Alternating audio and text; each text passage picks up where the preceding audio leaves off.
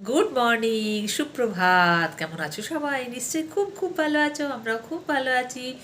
আর সকালবেলা আজকে ভোরবেলা উঠেছিলাম। মেয়ে তো আজকে ভোরের ট্রেনে পুরুলিয়া চলে গেল। তা 9:10-15 নাগাদ আমাকে ফোন করেছিল, পৌঁছে গেছে। তো ভোরবেলা উঠেছিলাম, তারপর আবার একটু শুয়েছি, তারপর বেলা করে উঠেছি।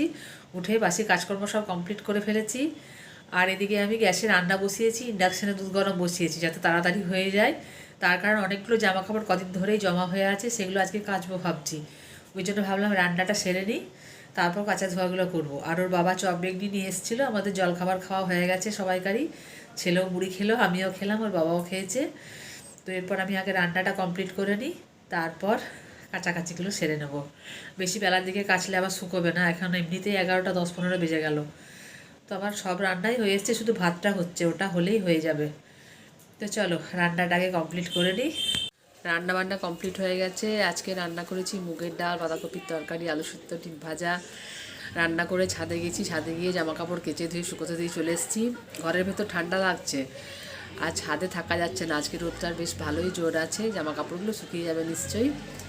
তো এসে ছেলেকে স্নানও করিয়ে দিয়েছি। ছেলে বলছে এখন খাবে না, তো আমি ভাবলাম কি করি, খাটে একটু রোদ আসছে, এই রোদটাতে বসে বসে একটুক্ষণ ফোনটা দেখি, তারপর ছেলেকে ভাত খাওয়াবো, আর ওর বাবা আসলে আমি খাবো। Good evening. দুপুরে খাওয়া দাওয়ার পর বাসন টাসন ধুয়ে একটু শুয়েছিলাম। তো উঠে কি ঠান্ডা লাগছে, চাদরটাকে আগে গায়ে জড়িয়ে নিয়েছি।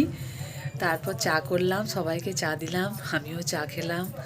আর দিদি আজকে চলে গেল বিকেলবেলার বাসে। মনটা একটু খারাপ লাগছে, ঘরটা ফাঁকা ফাঁকা লাগছে। মেয়েও সকালবেলা চলে গেছে, দিদিও চলে গেল, ঘরটা ফাঁকা। কি করব, সবাই কাজে যার কাজ আছে, কিছু করার নেই। তো আমি এখন বুটিকে এসেছি, চলো বুটিকটা খুলি, এখানে খানিকক্ষণ থাকি, তারপর ওপরে যে যা যা করণীয় আছে সেগুলো করব। বুটিক থেকে এসে দেখছি ওর বাবা কারখানা থেকে চলে এসছে, আর হাতে করে এগরোল নিয়ে এসছে। তো আজকে সন্ধ্যের টিফিনটা সবার এগরোলই হলো। তারপর চা খাওয়া হলো, ওর বাবা চা খেয়ে একটুক্ষণ টিভি দেখলো, দেখে আবার কারখানা বেরিয়ে গেছে। আর আমি এখন ছেলেকে নিয়ে বসেছি বই পড়াতে। এই যে সোয়েটার গায়ে দিতে নারাজ, আর এদিকে লেপ ঢাকা নিয়ে পড়তে বসবে। তো যাই হোক, যেমন করে হোক বসুক, তবু পড়তেটা বসুক। আর আমার এত ঠান্ডা লেগেছে, নাক বুজে আসছে, গলার আওয়াজ পাল্টে যাচ্ছে, আজকে শীত শীতও লাগছে। আর হাঁচি কাশি তো হচ্ছে, নাক দিয়ে জলও বাড়াচ্ছে মাঝে মাঝে। কী আর করবো, শরীর থাকলে সমস্যা তো থাকবেই, ওগুলোকে বেশি পাত্তা দেওয়া চলবে না। তো যাই হোক, ছেলেকে এখন বইটা পড়িয়ে নিই, তারপর রাতের খাবার দাবারের ব্যবস্থা করব। ছেলেকে পড়িয়ে উঠে রুটি করলাম, দুধ গরম করলাম, আর ওর বাবা মিষ্টি নিয়ে এসছে। আর দুপুরে বাঁধাকপি তরকারি তো আছেই, ওই দিয়েই খাওয়া হয়ে যাবে। তো চলো খাওয়া দাওয়াটা সেরে নিই। আর আজকে ভীষণ শীত করছে, বাপরে। খাওয়া দাওয়াটা সেরে সকাল সকাল মনে হচ্ছে কখন লেপের ভেতর ঢুকবো। চলো খাওয়া দাওয়াটা সেরে নিই। এখন 11:30 বাজতে যাচ্ছে, আর আমাদের সবার খাওয়া দাওয়া কমপ্লিট। আমি বাসন কোসনও ধুয়ে নিয়েছি। ট্যাঙ্কির জলটা আজকে কী ঠান্ডা, বাপরে বাপ, বাসন ধুতে বেশ কষ্ট হলো।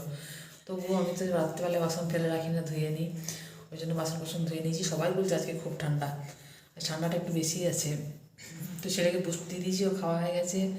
পাম্প চালিয়ে ট্যাঙ্কি ভর্তি করে নিয়েছি, সব কাজ কমপ্লিট করে নিয়েছি। এরপর লেপে ঢুকে পড়বো তাড়াতাড়ি, খুব ঠান্ডা লাগছে।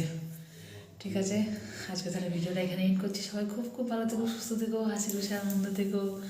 টাটা, গুড নাইট, শুভরাত্রি।